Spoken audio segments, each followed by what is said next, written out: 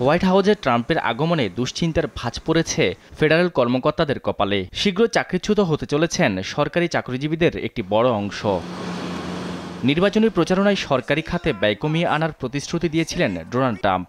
প্রতিজ্ঞা করেছিলেন ছাঁটাই করবেন সরকারি কর্মকর্তাদের, যার দায়িত্ব নিয়েছেন বিশ্বের অন্যতম ধনকুবের ইলন মাস্ক ও ভিবেক রামাস্বামী। দায়িত্ব নিয়েই ইলন মাস্ক বলেছিলেন বাৎসরিক ব্যয়ে $2 ট্রিলিয়ন মার্কিন ডলার কমিয়ে আনবেন তিনি। সেই রূপরেখা বাস্তবায়নে মার্কিন কর্মচারীদের ছাঁটাই করতে প্রস্তুতি নিচ্ছে ট্রাম্প প্রশাসন। বিশেষজ্ঞরা বলছেন স্কেজিউল এফ নীতি অনুসরণ করে এই গণছাঁটাই অভিযান চালাবে নতুন প্রশাসন। এই গণছাঁটাই এড়াতে দৌড়ঝাঁপ শুরু করেছেন কর্মকর্তারা। বার্তা সংস্থা রয়টার্সের তথ্যমতে চাকরি বাঁচাতে উকিলের শরণাপন্ন হচ্ছেন তারা। অনেকেই অর্থনীতিতে, স্বাস্থ্য ও নিরাপত্তা খাতে নিজের অবদান তুলে ধরে টিকে থাকতে চাইছেন। আবার অনেকেই অভিযোগ তুলছেন ট্রাম্প স্কেডিউল এফ নীতি ব্যবহার করে রাজনৈতিক ব্যক্তিদের ফেডারেল হাউজে নিয়োগ দিতে চলেছেন।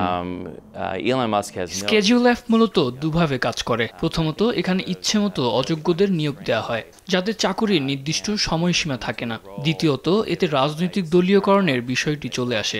এতে তাদের সততা ও স্বচ্ছতা হ্রাস পায়। এই দলীয়করণের ফলে অনেককে চাকরি হারাতে হয়, আবার অনেককেই দুর্গম এলাকায় বদলি করা হয়। ট্রাম্পের এই নিয়োগ নীতিকে অনেক কর্মকর্তাই সংবিধান বিরোধী বলছেন, যার সাহায্যে তিনি ইলনের মতো অযোগ্যদেরও প্রশাসনে জায়গা দিয়েছেন, নীতি নির্ধারকদের চাকরিচ্যুত করেছেন।